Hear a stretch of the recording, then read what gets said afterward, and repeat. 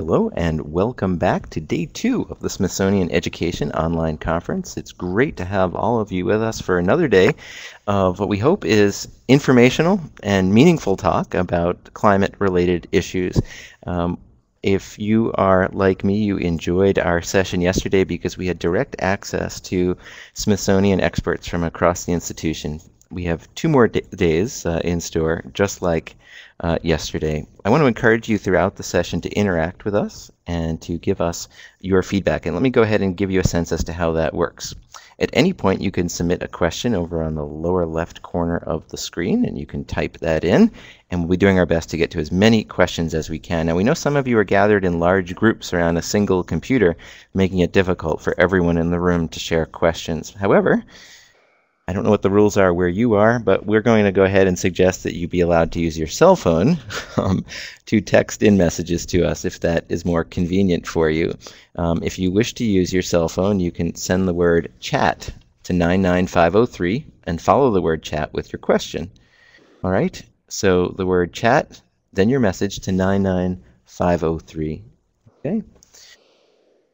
If you're using Twitter, you can also interact with us by sending the words @poll_chat and your message into Twitter, and we'll see those coming in for us as well. So feel free to use that as we go along.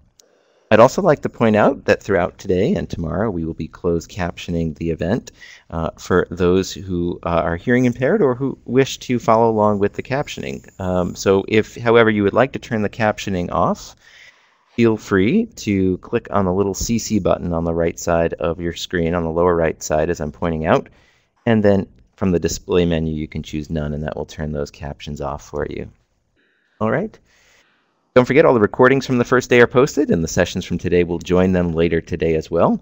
We have lots of related resources in the exhibit hall, and on behalf of the Smithsonian Education team here in Washington, D.C., I want to thank all of you for joining us. Our first session for today is going to really enlighten you. I am certain of it. It has been wonderful to get to know Scott in the process of preparing for his session today. And as you're going to learn, he himself has an interesting history with the topic that brings him here to this session on climate change. He's the curator of fossil plants at the Department of Paleobiology at the National Museum of Natural History. Scott, it's great to have you here. Thanks. It's a delight to be here. Excited to participate. So, you know, a lot of people wonder what does the fossil record and the ancient history of the Earth have to do with the kinds of problems that we've been talking about with climate change in the future. And the title of my presentation, I think, sort of makes a bold assertion that you can learn something about the future by looking back at the past. I have to admit from the beginning that when I got into paleontology as a very young person, I had no idea that it would be interesting for what it says about the future. I just thought it was really cool to collect fossils and learn about the past. But in the last 15 years or so, I've realized that increasingly history of the planet and the history of the organisms on it is very important as a guide to what might happen in the future. So that's why the looking forward by looking back title. What I want to talk about today, I'm going to really have 3 major parts of the presentation. The first is that I'm going to talk about the context for this work and review some information about recent and future climate change.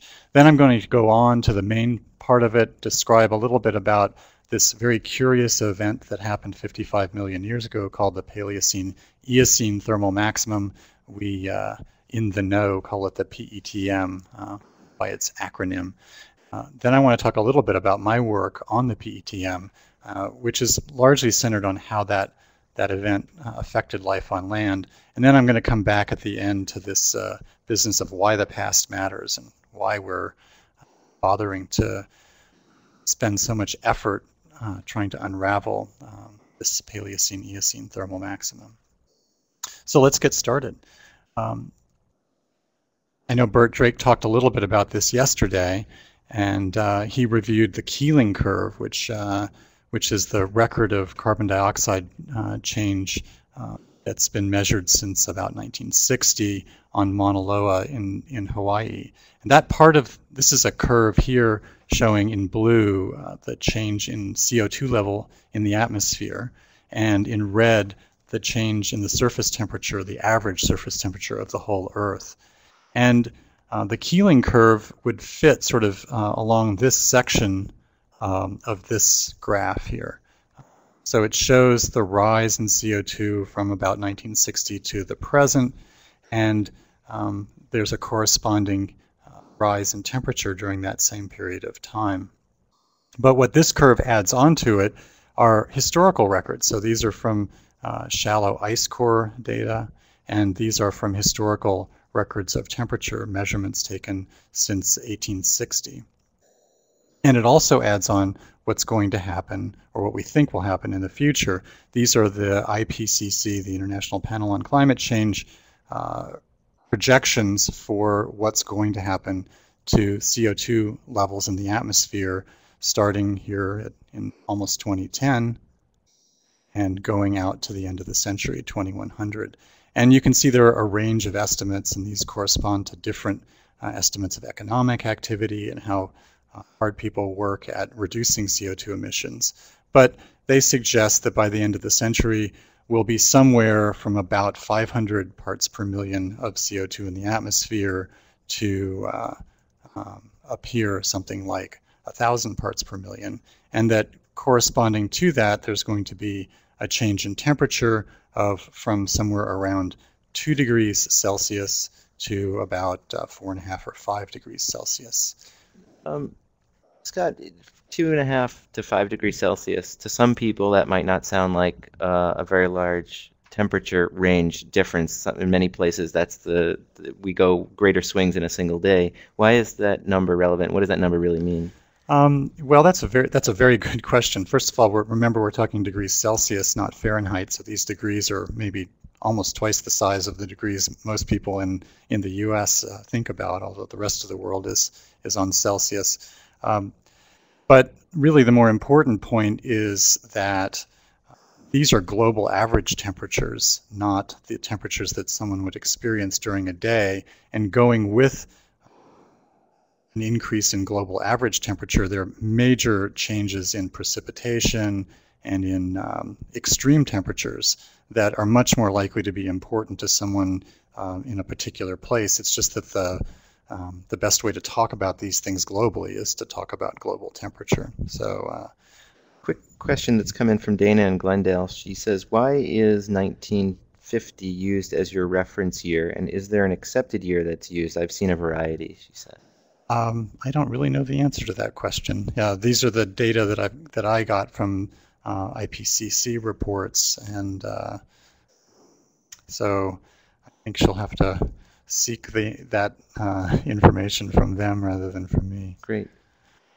But really, the most important point that I want to make from these data is simply that in the next 90 years, we're going to be headed to a range of temperature and CO2 levels that for which there's no precedent in the historical record that we have of temperature and CO2. So we're really headed into sort of the wild blue yonder of climate change.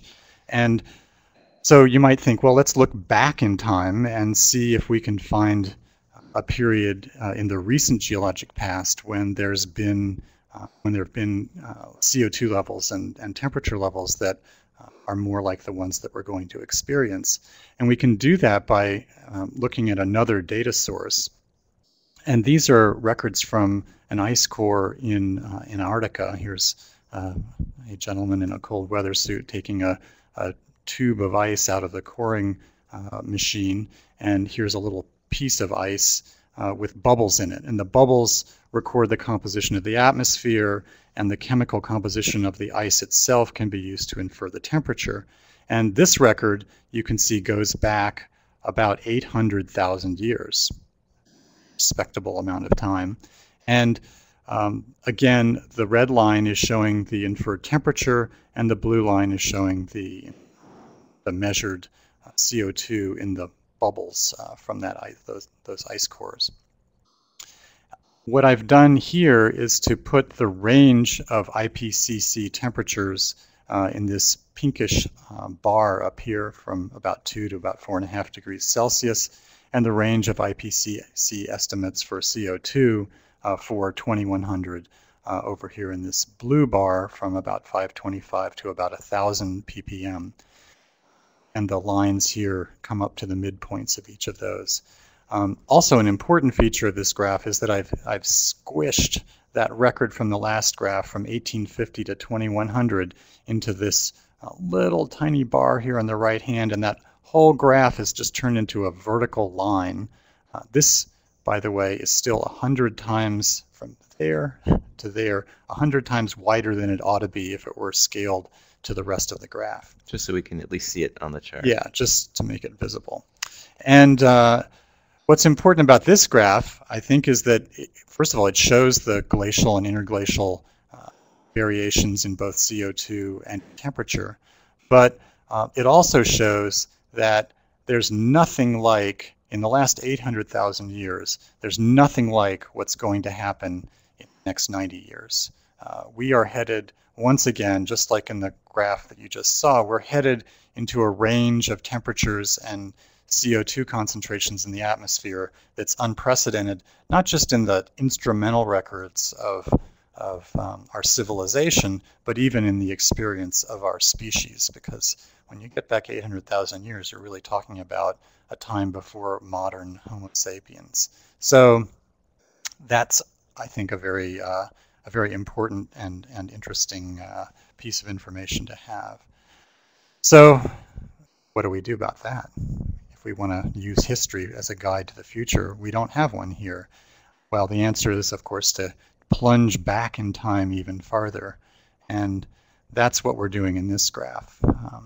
Now that horizontal axis is going back 65 million years. So that's 65 million years ago down there to the early part of the Cenozoic, the age of mammals.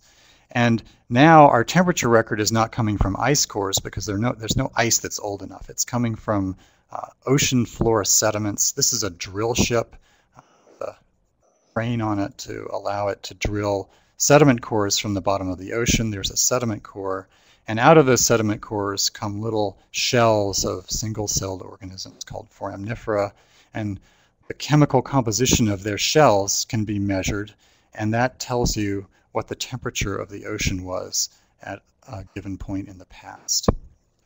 And this red line here is the temperature record for the last 65 million years compiled from those chemical measurements of the foram shells. And the very broad blue bars back here are some general estimates of CO2 in the atmosphere at those distant times. It's not something that you can tell by the width of these bars, it's not something we can constrain very well.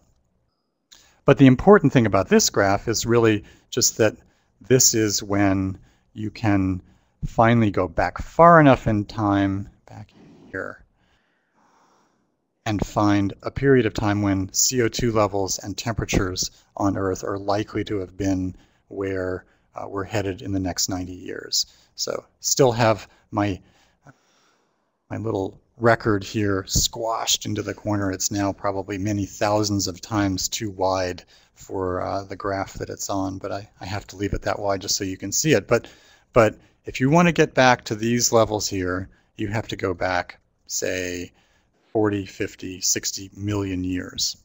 And that's why I think the Eocene is becoming a much more important period of time to study. Should we ask people, just looking at the chart to make sure people are following along here, where maybe a good time to ask? we can certainly do that. Let's see what if they're following the chart. All right, let me see. Hopefully on your screen you can see the chart and the numbers here, but I've put up a quick poll about when you see the sharpest warming of this last 65 million years being shown on here. Let's see what people have to say.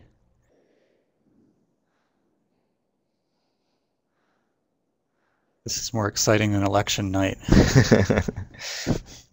It looks like most people are seeing a sharp warming at 55 million. That's exactly the time period that I'm going to be talking about. So this is the Paleocene-Eocene Thermal Maximum right there, that little spike of temperature, very sharp. It's so thin that some people might have missed it if their screens aren't high enough resolution. So let's think a little bit about what the world was like 55 or 50 million years ago. This is a view like you would get from space, map of the continents, and you can see that. Well, here's North America where I am. There's Washington would be about there. North America is in more or less the same place it was 55 million years ago. South America is in more or less the same place. Africa is in more or less the same place. Australia is farther south now. But it's still down under. But it's still down under. And India is still in the process of crashing into Asia and building up the Himalayas. But really what's very different about this world is not where the continents were. What's really different about the Eocene world is the climate. So this is a picture taken on Axel Heiberg Island in Canada at about 80 degrees north latitude. And these big black things are stumps of dawn redwood trees that were growing there about 50 million years ago. And what they show us is that the pole, the North Pole, was a much, much warmer place than it is today, and that it was warm enough to support pretty productive forest. And in fact, there were alligators swimming around under these dawn redwood trees. So that's one aspect of the climate of the Eocene that's very different from today's climate. Here's another aspect of or a fossil that shows us a difference between the Eocene climate and the modern climate. This is a palm tree fossil from Wyoming. If there are any listeners out there who live in Wyoming, they know that it gets pretty frosty in the winter, and there are no palm trees growing outside in Wyoming because of those cold winters. It also explains why there's no Disney World in Wyoming. That is almost certainly the case, although I think Mickey Mouse would be quite happy there. But yeah, there's a real difference in the Eocene climate from today's climate, and this is maybe one of the first things that made people who study past climates really sit up and take notice. If you try to simulate Eocene climate in even a modern supercomputer model of the Earth's climate by giving it the continental positions and giving it all of what you think are the boundary conditions for the Eocene, you still can't get a good simulation of the Eocene climate. If you put enough greenhouse gas in that model atmosphere to make it warm at the poles and warm in the winters in the middle of the continents at mid-latitudes, you basically fry the equator. It gets way too warm for most life forms. So we don't really understand this climate. That's a pretty important result right there. But it's not just a matter of this overall period of warmth here, remember. This is what I was just talking about, that it's a very different climate situation.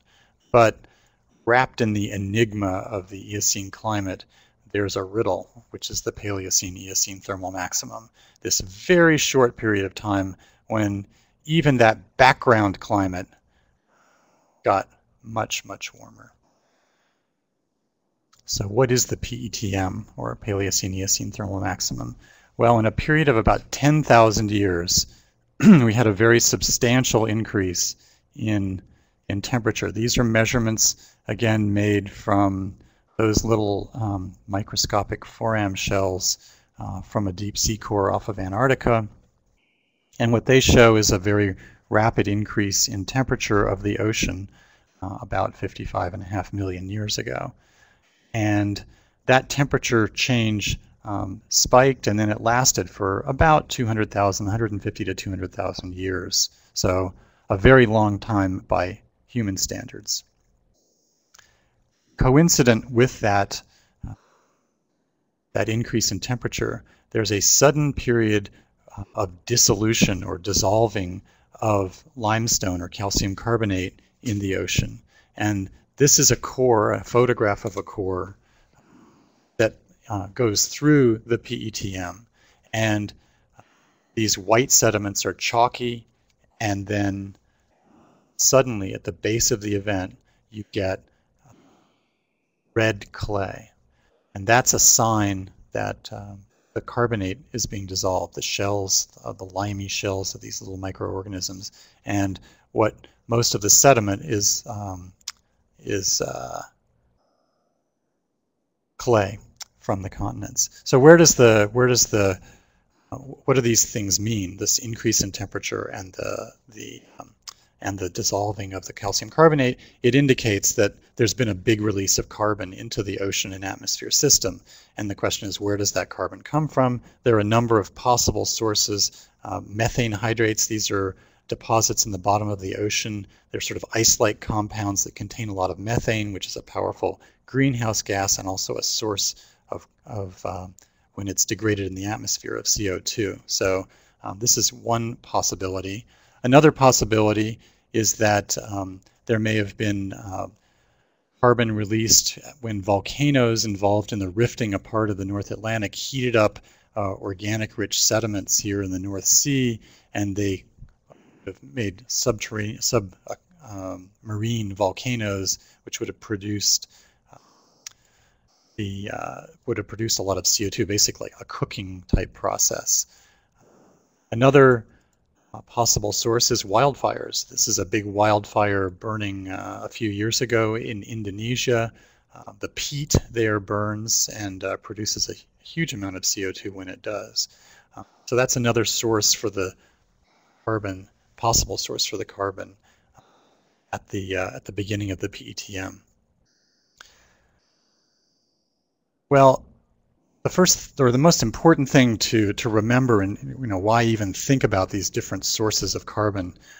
What's important here is that if we can identify the source of carbon, then we can start to understand how the carbon cycle relates to climate on Earth. And it's quite possible that none of those reservoirs that I talked about, the clathrates or the volcanic source or the wildfire source, is itself responsible. In fact, the more we learn about the PETM, the more we think it's a combination of those factors, and that one may have triggered the release of the other. For instance, if carbon was released, carbon dioxide was released when magma heated carbon-rich ocean floor sediments, that may have warmed the Earth and created the conditions for wildfires, which would have then added more CO2. So it's sort of a reminder, thinking about these things, that there may be interconnections in the Earth system that we don't understand yet. Well, let's now move on and talk a little bit about what happened on land when this PETM event came along. And I'm going to be really focusing on my own work here in the Bighorn Basin and the work of many of my colleagues there. The Bighorn Basin is outlined in red here. It's in the northwestern part of Wyoming, tucked in between the mountain ranges there. And it's a particularly good place to study this event. There's the Bighorn Mountains on the east and the Absarokas on the west, and here's this big basin that filled up with sediments as those mountains were rising between 65 and 50 million years ago.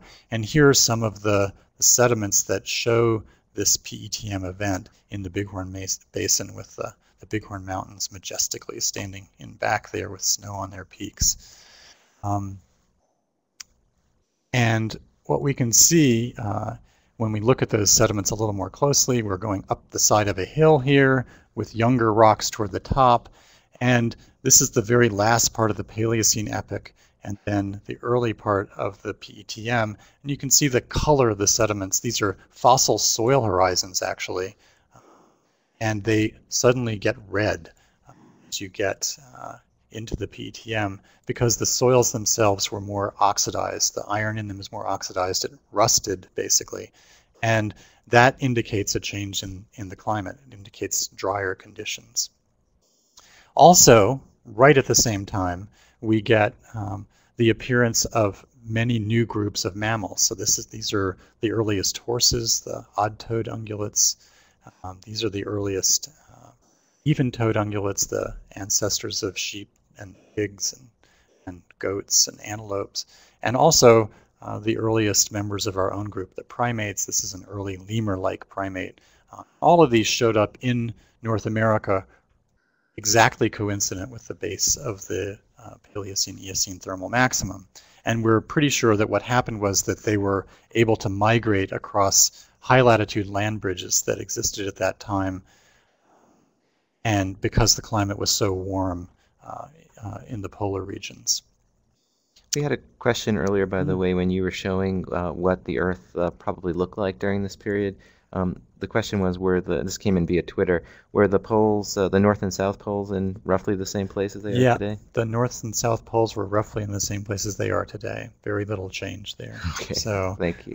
That's an important point, because if they were in different places, then that might explain why we get all these warm critters and plants at high latitudes, but that's not the answer.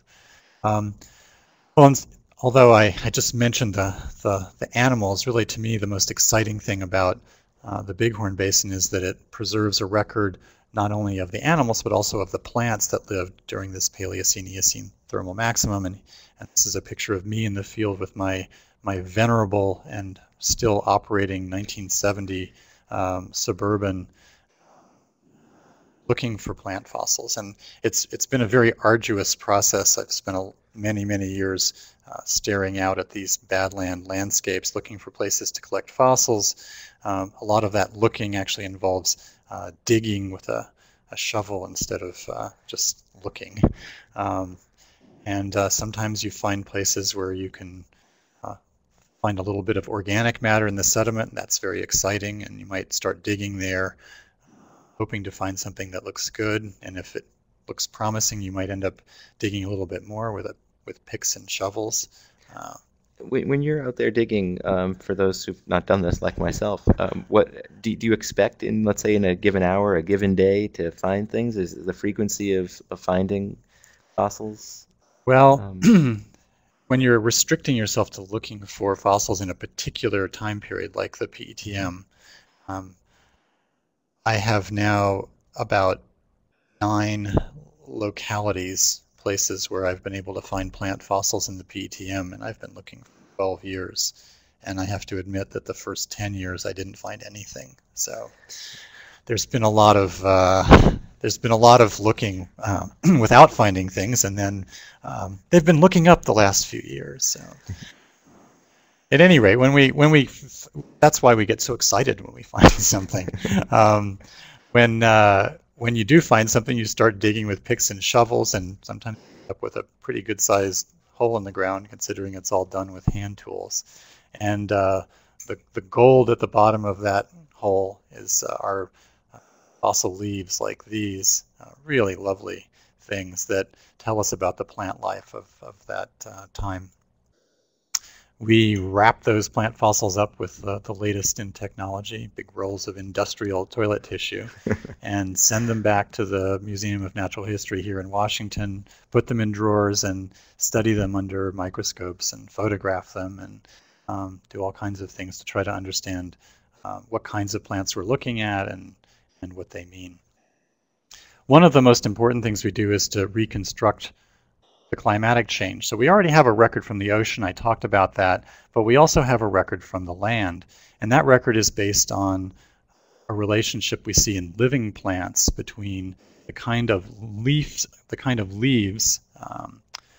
that they produce and the temperature. So here's a leaf with a smooth margin, and here's a leaf with a jagged or toothed margin.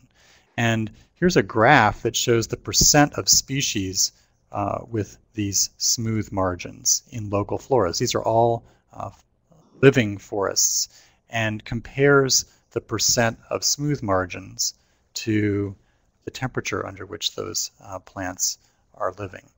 And then we have a line here that describes that relationship. So basically we can use this kind of like a fossil thermometer. We can get a fossil assemblage and say it has 60% smooth margin leaves, you could go over here and drop down and you find out that the temperature is 17 or 18 degrees Celsius back when those plants were alive.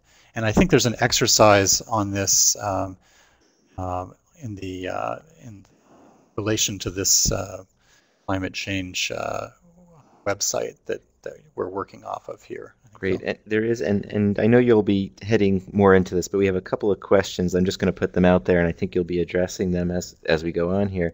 One comes from a group of folks at the Blessed Sacrament School. How exactly can we make that connection between the plant life from millions of years ago and climate changes? And we have a question as well that says, could you explain in more detail how you calculate the temperature from the percentage of the smooth leaves? I think that the basic answer to those questions is plants today, we know from looking at living plants that they're very sensitive to climate. You don't find palm trees in Wyoming. So the kinds of plants we find are going to reflect the climate. But this relationship that I've been talking about with the smooth margins versus the jagged margins is something that's observed, again, it's in living forests. So all these points come from living forests, and what we're doing is basically assuming that the relationship between the percent of entire margin species and temperature was the same in the past as it is now, or was similar. And that's really the fundamental assumption in this method. I think people will get they can actually practice doing this in the online exercise, so they can sort of do a hands-on example if they want to. But this is an important way we have of estimating the temperature millions of years ago on land. There's a worthwhile question from Gary who says, does an inverse line exist for leaves with serrated or toothed edges? And I know we also were thinking about asking our audience if they had a sense as to why leaves with tooth margins would be more common in colder climates. I'm wondering if our audience has any thoughts on that. Yeah, we could find that out. Just talking to Gary, you could plot this relationship in the inverse, and you would get the same. It would be an inverse relationship. So you'd have a declining percent of toothed species with increasing temperature. So think about that as we continue, if you have any thoughts. I will go on to the next and use there's another relationship that we use to try to estimate precipitation, which is not something we can get from those marine records. And this relationship has to do with the size of leaves rather than their shape. Tiny leaves like these, that's actually my finger there in the background, are typical of drier climates, and big leaves, this is actually a leaf this gent is holding here, are typical of much wetter climates. And so we can plot that relationship. This is the mean area of leaves in a flora. These again are living floras. So mean area plotted on this axis and the precipitation under which that forest is growing on this axis, and we find again a relationship between those two factors. Bigger leaves go with wetter climates. And this is our fossil rain gauge. Do we know why that's the case? Well, the bigger leaves basically lose a lot more water than smaller leaves, and plants are always worried about when their next drink is coming. So if you're living in a dry climate, you can't really afford to have great big leaves. You'd lose way too much water. So most dry climate plants like to have smaller leaves. And that's a relationship we can take advantage of. We go out and collect a fossil flora. If it's full of big leaves, then we know we're dealing with a moderately wet climate. If it's mostly small leaves, then probably a much drier climate. So we've applied these techniques to the fossil floras collected in the Bighorn Basin. And what we found is that as the PETM comes in, we have a sharp little spike in the temperature based on the leaf margin analysis, and we have a decline in rainfall right here at the beginning of the event, and then rainfall goes back up as the event proceeds. and that's based on the sizes of the leaves.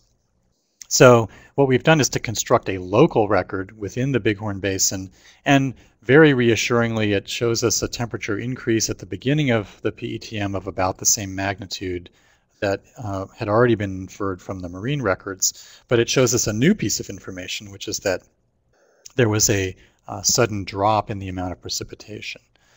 So that's really fascinating and very important to people to know that this interval of global warming was accompanied by drying out in the interior of a continent. That's the kind of information that is pretty important for organisms that live on land like us. So we also see a big change in who's there in the flora. Before the event starts, we have events. We have species. This is a ginkgo. This is a Cercidophyllum is the name of it. It's also known as Katsura tree. This is a dogwood. This is a sycamore relative, and this is a dawn redwood fossil over here. A forest that would be something like a mixed evergreen and deciduous forest that might grow in the coast of South Carolina or Georgia today. Wet, somewhat seasonal, but rather warm.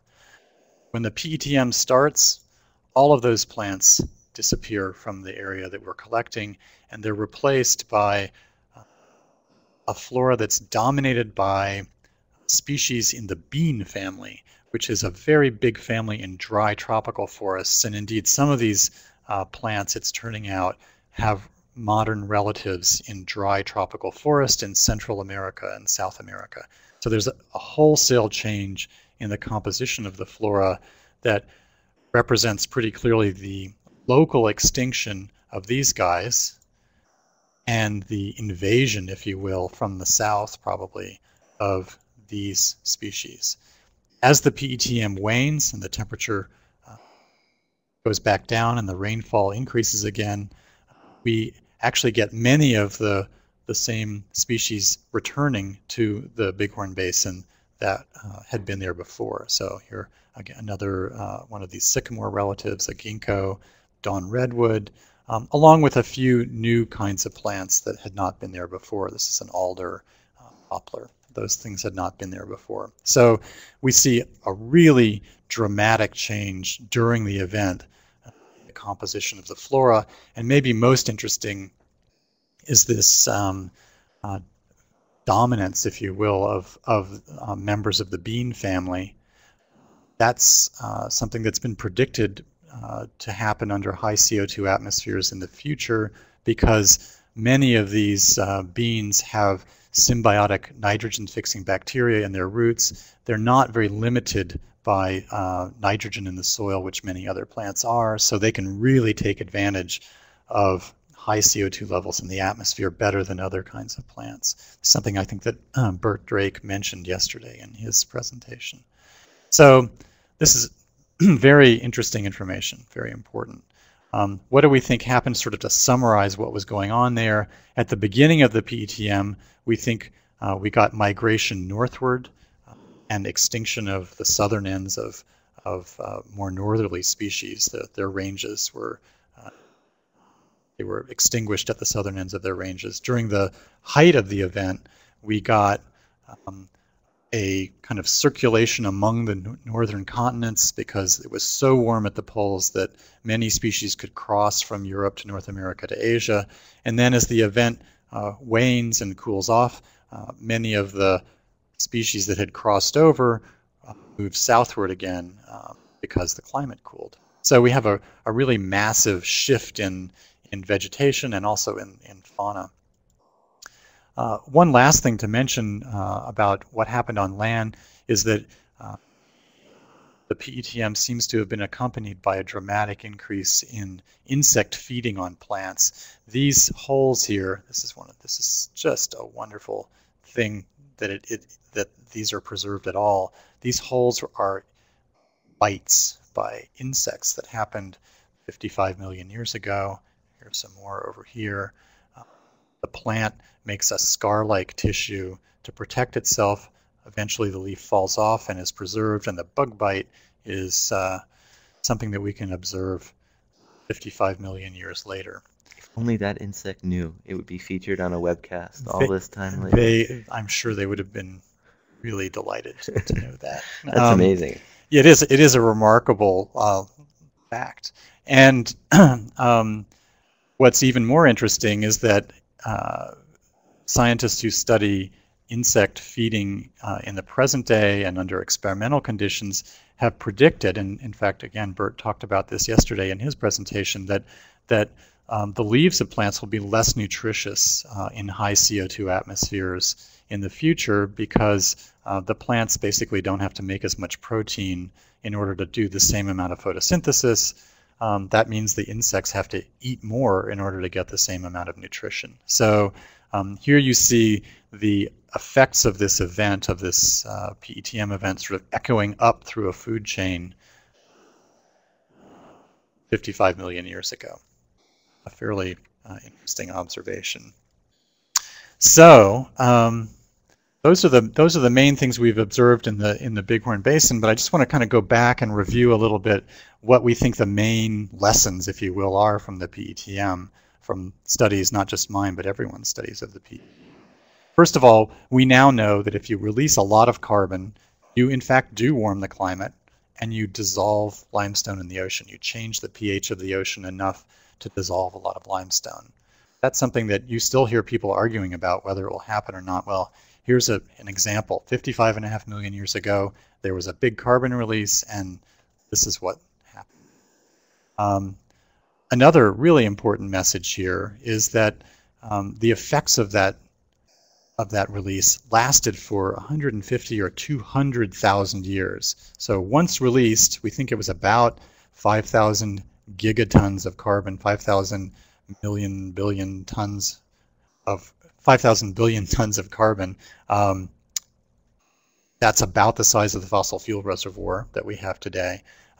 Once you release that much carbon into the ocean atmosphere system, it takes hundreds of thousands of years for it to come out again. The processes that absorb it and turn it into rocks are very slow. So that's a really important thing to think about when, as a species, we're busy modifying the environment. Another point is that we have the beginnings of indications that these carbon reservoirs may be connected through the climate system, so that if you release some carbon from one process, you may alter climate, which may release carbon from other reservoirs. And that's something that people are worried about happening in the future, and something that I think we need to understand much better than we do. Also, rapid global warming changes where animals and plants live, and it changes the way they interact. And that's something that we see both in the what we just talked about with the insect feeding on the plants, but also where plants and animals were living during the PETM.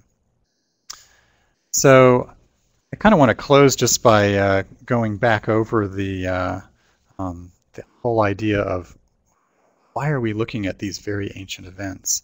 And I think that one way to put it is that our species and our planet are really at the dawn of a new geological epoch. It's actually been called the Anthropocene. And this is not really a metaphor anymore. We've become a geological force in the way we alter the atmosphere and the oceans and the climate and the sediment cycle and the biosphere. And even scientists who study the Earth, like me, have been a little bit slow to appreciate just how important the human impact is.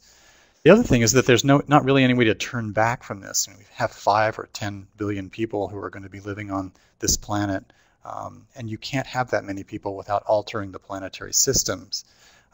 At this point, I think the best thing that we can do is to learn about how those systems operate, so that we can try to adapt and work to avoid the worst outcomes.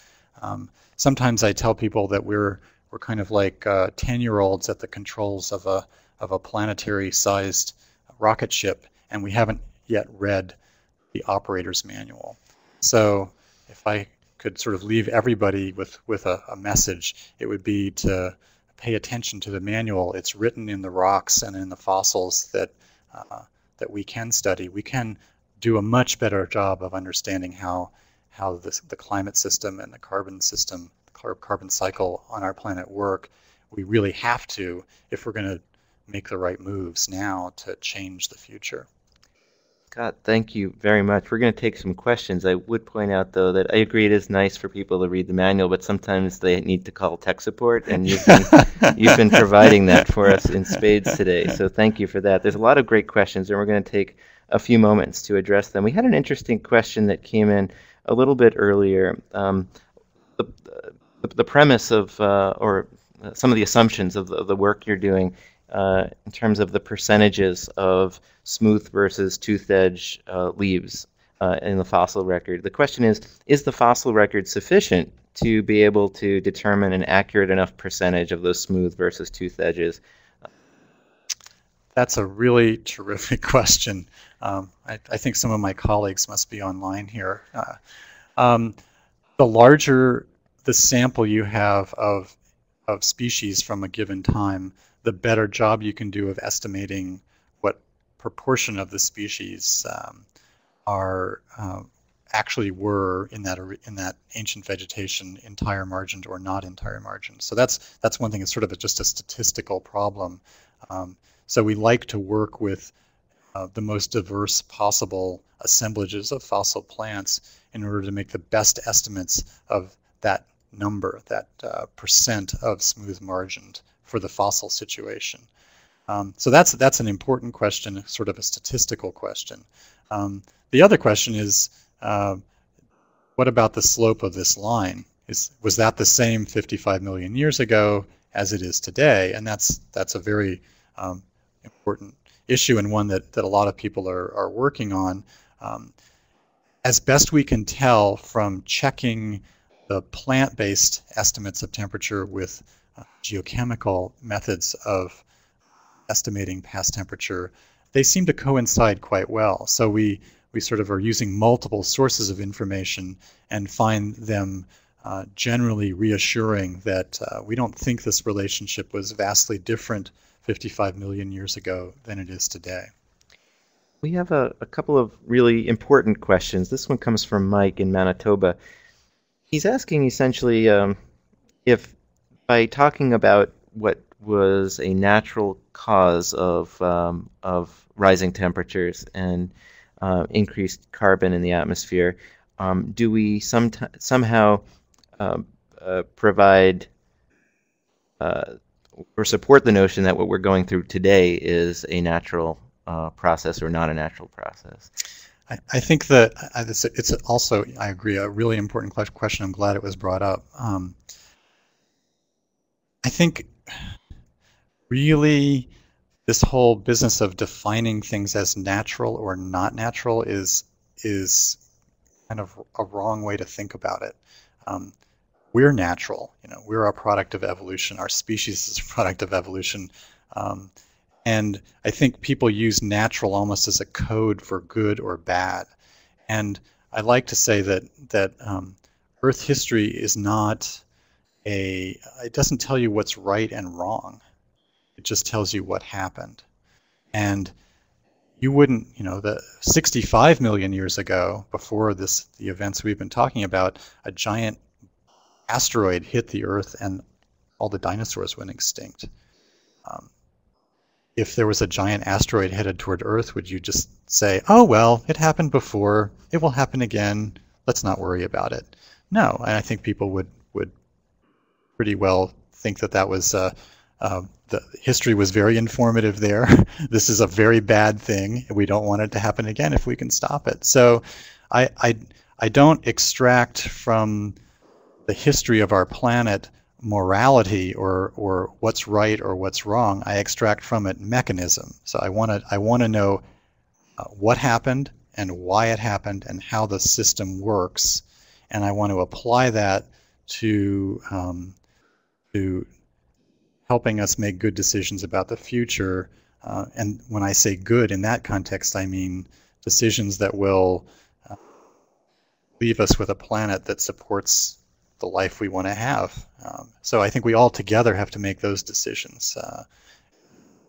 We can't use the history to help us decide what's right and what's wrong. We have to use it to help us understand how it works. Right, exactly what's happening. We're going to sneak in one or two quick questions, then we have a short break before our next session with Bill Fitzhugh.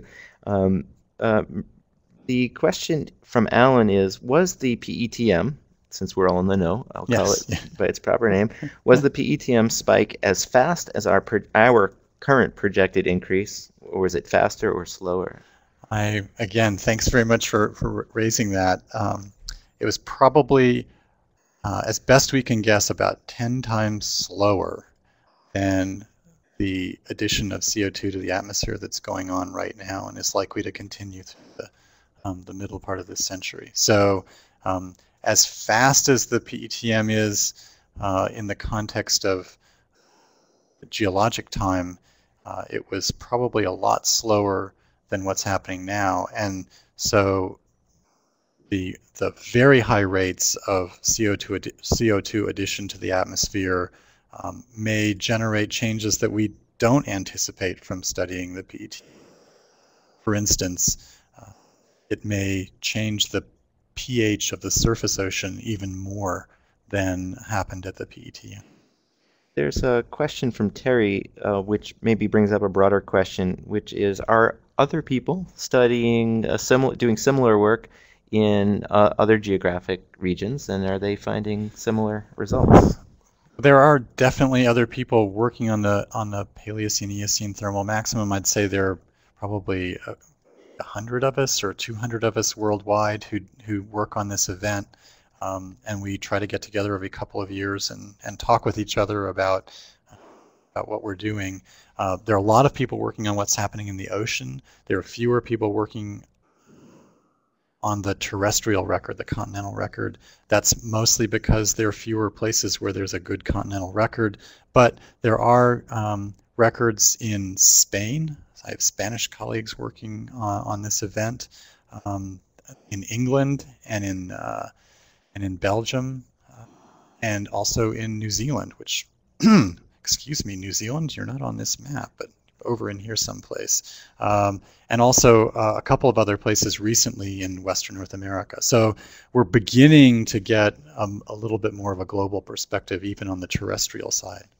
Well, it is amazing, and you said this early on in your talk about here you were, in this case as well, searching for 10 years perhaps before finding much of anything, but not even realizing at that time how relevant your work would be to understanding the issue of global climate change. I think there are a lot of opportunities here, and more interest will, and more time and effort, more fruitless searching of badlands in all parts of the world will probably lead to more information. Well, the invitation is open to all of you seeking new careers or a change of careers to consider, or perhaps this is your career and you're looking for some ways to contribute to the enigma and the puzzles that you've described. I would like to point out that we have a wonderful resource that features Scott Wing's work.